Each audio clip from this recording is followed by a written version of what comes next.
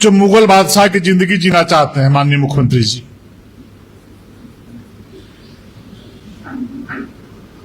और जो विज्ञापन के माध्यम से जो जानकारी मिली है कि लगभग 67,04,36,000 रुपए से शीश महल बनाने जा रहे हैं। टेंडर निकल चुका है और एक भवन कंप्लीट होते होते 100 करोड़ से भी अधिक जाएगा। एक तरफ इस राज्य में विधवा को, वृद्धा माता पिता को पेंशन नहीं दे पा रहे हैं, बच्चों को छात्रवृत्ति नहीं दे पा रहे हैं, किसान से खरीदे गए किसानों के द्वारा उत्पादित धान का कीमत नहीं दे पा रहे हैं और अपने मुगलशाही जीवन के लिए 67 करोड़ रुपए का भवन का निर्माण कराने का टेंडर करने का काम कर रहे हैं। आप जरा विचार करिए, इसके इंटीरियर और फर्नीचर का खर्च नहीं जुड़ा है, ये भवन की लागत है और जब सारा खर्च जुड़ जाएगा तो 100 करोड़ से ऊपर चला जाएगा। मुख्यमंत्री जी के इस शीश महल का टेंडर वेबसाइट पर 2 अप्रैल को अपलोड होगा। 29 अप्रैल आखिरी तिथि है। 30 अप्रैल को शीश महल का टेंडर खुलेगा और 8 अप्रैल को प्री बिड मीटिंग। फिजूल खर्ची ऐसी है कि 2 करोड़ का फव्वारा, 2 करोड़ रुपया का फव्वारा लगेगा और 2.5 करोड़ का गार्डन बनेगा।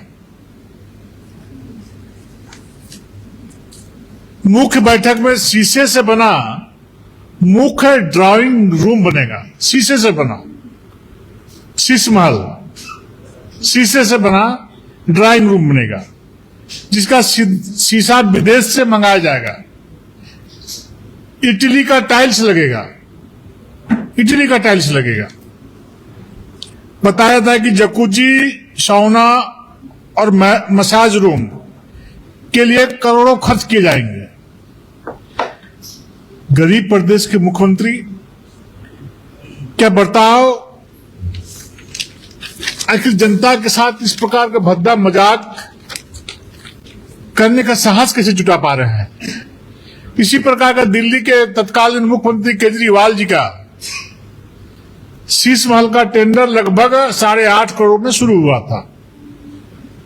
बाद में भोग विलासिता की चीजों को जोड़ते हुए यह 33.66 करोड़ का हो गया, यानी 342% की वृद्धि हो गई। 8 करोड़ का टेंडर भवन बनते बनते कितना हुआ दिल्ली का 33.66 करोड़ हो गया। माननीय मुख्यमंत्री हेमंत सोरेन जी का शीश महल तो इससे 3 गुना बढ़ने वाला है, 3 गुना होने वाला है, 100 करोड़ रुपया होने वाला है। राज्य में गरीबों का बुआ आवास मिल नहीं रहा है, लेकिन सीएम साहब अपने लिए अब शीश महल बनाने का काम कर रहे हैं। एक तरफ बोलते हैं कि केंद्र से पैसा नहीं मिलता है, केंद्र सरकार को हमेशा दोष देने का काम करते हैं, लांछन लगाने का काम करते हैं, लेकिन मीडिया के सामने कभी नहीं बतलाते हैं कि किस मद में कितना पैसा बकाया है। क्या चरित्र है इनका, इसी सरकार का क्या चरित्र है। कथनी कुछ है, करनी कुछ है। भाजपा टेंडर की बैठक के दिन या उसके बाद भी इस शीश महल का हमारे कार्यकर्ता पूरे प्रदेश पे जगह जगह धरना प्रदर्शन के माध्यम से सड़कों पर उतर करके विरोध करने का काम करेंगे। ठीक है, मुख्यमंत्री जी का एक सेटअप है, उसके लिए भवन चाहिए, इसमें कहीं कोई दुमत नहीं है। और जो वर्तमान भवन है, कभी आपको प्रवेश जरूर किए होंगे, यदि अवसर मिले तो आप देखेंगे कि भवन खुद अपने आप में आलीशान है, सारी सुविधाएं वहां पर पर्याप्त है।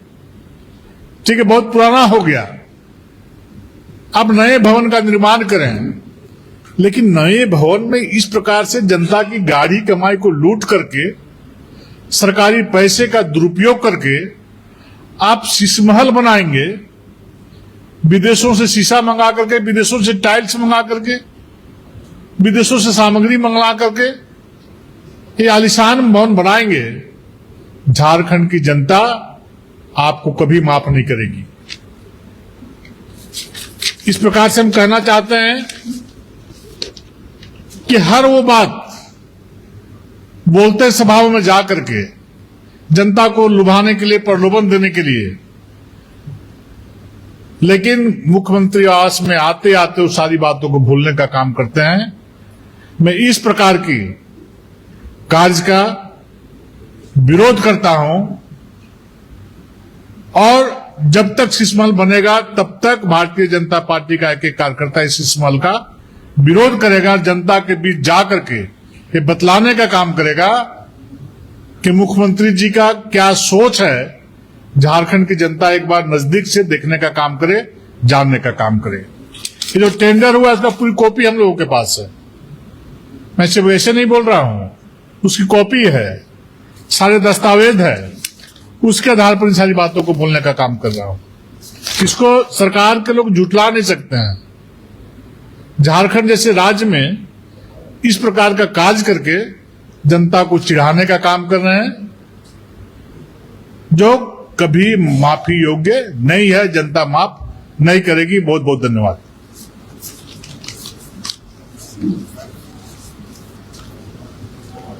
ठीक है,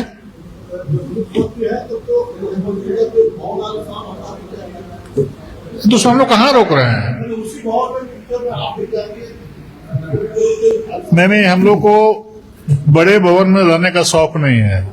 मैं जिस गांव में पैदा लिया हूं, मेरा नानी घर अरोड़ा में, हम लोग बैलगाड़ी से आते थे नानी घर, आज उसी गांव में रहता हूं। उसी गांव में रह करके पूरे प्रदेश के लोगों से मिलता हूं, जहां गांव के भी लोग आते हैं, बहुत सारी जगहों से आते हैं।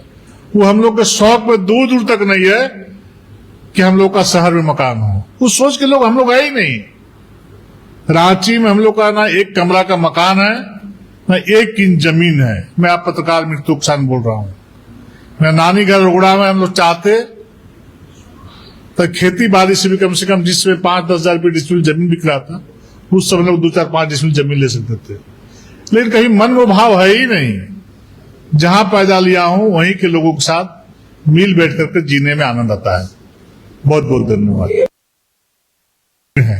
क्रिकेट के विश्व मंच पर छा रही हैं रांची की प्रतिभाएं। इन प्रतिभाओं को संवार रहा है जेके इंटरनेशनल क्रिकेट एकेडमी। अनुभवी कोच की देखरेख, सुविधाओं से लैस जेके क्रिकेट एकेडमी अनुशासन और आत्मविश्वास का विश्वास भरा सफर।